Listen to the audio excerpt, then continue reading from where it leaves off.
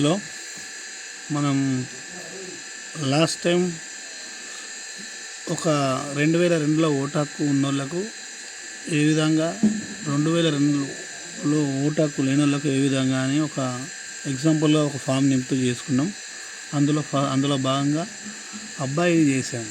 సరే, 2002లో ఓటు హక్కు లేకుండా ఉన్న ఇప్పుడు సపోజ్గా మ్యారేజ్ చేసుకుంటారు కొత్తగా, వేరే ఊరు నుంచి మన ఊరికి వస్తారు అమ్మాయిలు. సో అలాంటి వారి ఫామ్ ఇలా ఫిలప్ చేయాలి, అది ఒకసారి మనం క్లారిటీగా చూద్దాం. ఆ ఫామ్ ఫిలప్ చేసుకుంటే చూద్దాం. నేను ఆల్రెడీ ఆ ఫామ్ ఫిలప్ చేసిన, మీరు కూడా ఒకసారి చూడండి. ఎందుకంటే ఇప్పుడు 2002లో ఓటు హక్కు ఉండదు, ప్లస్ కొత్తగా పెళ్లి చేసుకొని మన ఊరికి వచ్చింది ఇప్పుడు మా విలేజ్ అంటే నా మిస్సెస్. సో ఇప్పుడు మనం అది ఎలా ఫిలప్ చేయాలి, ఏ విధంగా రాయాలి, దాని గురించి చూసుకుందాం. ఫస్ట్ మనకు ఎన్యుమరేషన్ ఫామ్ ఇస్తారు. ఆమెకి ఇక్కడ ఓటు హక్కు ఉంది మా దగ్గరనే, మాకు పెళ్ళి అవుతుంది 8 years వరకు అవుతుంది. సో ఆమెకు ఓటు హక్కు ఉంది. సో ఈ ఓటు హక్కు ఉంది, దాన్ని ఎలా ఫిలప్ చేయాలంటే ఏం లేదు. ఇప్పుడు BLO ఫామ్ ఇస్తారు కదా, అందులో ఇచ్చినప్పుడు 2002లో ఓటర్ హక్కు లేని వాళ్ళకు, అమ్మాయిలకు మరియు వారు పెళ్లి చేసుకొని ఇక్కడ అత్తగారింటికి వచ్చిన వారికి గత SIRలో ముందు కాలంలో పేర్కొన్న బంధు వివరాలు, అప్పుడు 2002లో SIR కాలంలో ఉన్న బంధువు అంటే ఎవరు వస్తారు ఈమె ఇప్పుడు సపోజ్ ఈ విలేజ్ కాబట్టి నేను ఇక్కడ ఆమె రాసిన, వేరే ఊరు ఎక్కడికి వెళ్ళి వచ్చి ఇక్కడ మ్యారేజ్ చేసుకున్నా కూడా వాళ్ళ తల్లిదండ్రుల ఫామే నింపాలి, వాళ్ళ తల్లిదండ్రుల డీటెయిల్స్ మాత్రమే నింపాలి అందులో. సో ముందుగా నేను చెప్పినట్టు ప్రకారం వాళ్ళ తండ్రి గారి పేరు నరసయ్య జనగం, వాళ్ళది అయినది ఎపిక్ కార్డ్ నెంబరు. ఇక్కడ చూడండి, ఒక మిస్టేక్ ఒకటి ఏముందంటే నరసయ్య జనగం అని రాసాం. ఓకే, ఇక్కడ ఆమె తల్లిదండ్రులకు వెళ్ళి వచ్చిన ఓటర్ కార్డు డీటెయిల్స్ మాత్రమే నింపాలి. సో ఇందులో ఇంకొకటి ఏంటంటే, ఈ నరసయ్య వారి తండ్రి పేరు రాయొచ్చు కదా, తల్లి పేరు ఎందుకు రాసిండ్రు ఇక్కడ అనేది ఒక క్వశ్చన్ వస్తుంది. ఎందుకంటే నరసయ్య జనగం ఇక్కడ బంధువు పేరు, బంధుత్వం. మనం ఎప్పుడు గత వీడియోలో అబ్బాయికి నింపినప్పుడు వాళ్ళ తండ్రి పేరు రాస్తాం, ఇక ఎవరికైనా కూడా తండ్రి పేరు రాస్తాం. మరి ఇప్పుడు ఇక్కడ స్పెషల్గా ఎందుకు ఈ పోషమ్మ జనగం అని ఎందుకు రాసాం, వీళ్ళ అమ్మ పేరు ఎందుకు రాసాం, నరసయ్య వల్ల అమ్మ పేరు ఎందుకు రాసామంటే, ఇక్కడ ఆమె తండ్రి లేదు, తల్లి ఇద్దరిలో ఏదైనా రాసుకోవచ్చు. అయితే మనకేంటంటే అప్పుడు చెప్పుకోదాం, ముందుకు వెళ్తుంటే చెప్తా. బంధుత్వం తల్లి, జిల్లా వరంగల్, అప్పుడు ఆంధ్రప్రదేశ్ రాష్ట్రం, హన్మకొండ నియోజకవర్గం. అప్పుడు మన యొక్క నియోజకవర్గం యొక్క వర్గం సంఖ్య 870, భాగం 12, 458 సీరియల్ నెంబర్.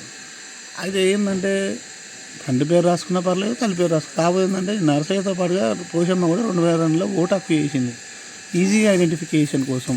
అది నరసయ్య వల్ల తండ్రి ఇప్పుడు రాజయ్య, ఆయన 2002 కంటే ముందుగానే చనిపోయిండు, ఆయనకు ఓటు హక్కు లేదు. సో ఏం లేదు కదా, పెద్ద తండ్రి పేరు రాసుకున్నా ఏం లేదు, తల్లి పేరు రాసుకున్నా ఏం లేదు. ఈమె పేరు ఓటర్ లిస్టులో ఉంది 2002లో అన్నట్టుగా రాశాను అంతే. కానీ సీరియల్ నెంబర్ మాత్రం నరసయ్యదే, సీరియల్ నెంబరు భాగం సంఖ్య ఇది నరసయ్యదే. ఓకే, ఇది తండ్రి యొక్క ఫామ్ ఫిలప్ చేసిన తర్వాత 2002లో ఓటు హక్కు లేని వారికి ప్లస్ అమ్మాయికి వాళ్ళ బిడ్డకు మ్యారేజ్ అయితే ఫామ్ ఎలా ఫిలప్ చేయాలని చూస్తున్నాము ప్రస్తుతానికి.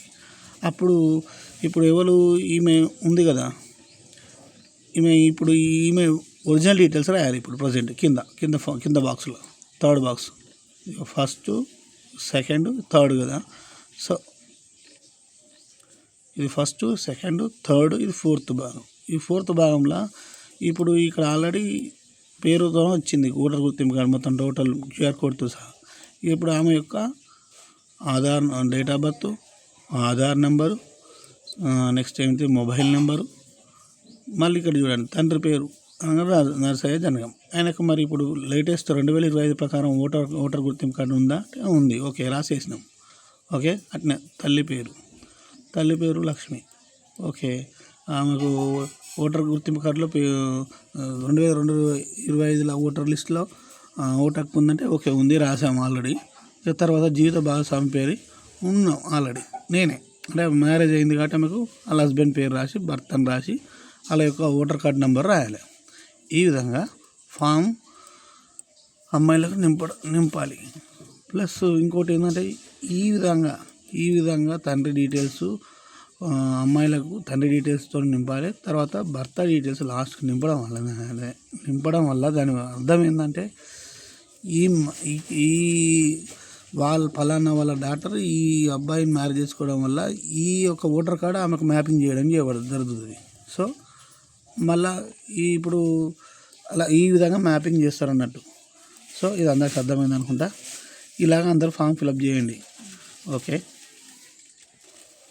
మరి ఇంకొకటి ఏంటంటే ఈ ఫామ్ ఫిలప్ చేసిన తర్వాత ఫామ్ ఇచ్చేటప్పుడు దీంతో పాటుగా మన ఆధార్, ఇప్పుడు లేటెస్ట్ ఆధార్ ఉంటాయి కదా, ఆధార్ కార్డు కూడా జత చేసి ఫోటో పేస్ట్ చేసి 2 ఎన్యుమరేషన్ ఫామ్స్ ఇస్తున్నారు కదా, ఒకటి ఫోటోతో పెట్టింది, ఆధార్ కార్డు జిరాక్స్ పెట్టింది, వాళ్ళకు బిఎల్ఓ గారికి ఇచ్చేయాలి.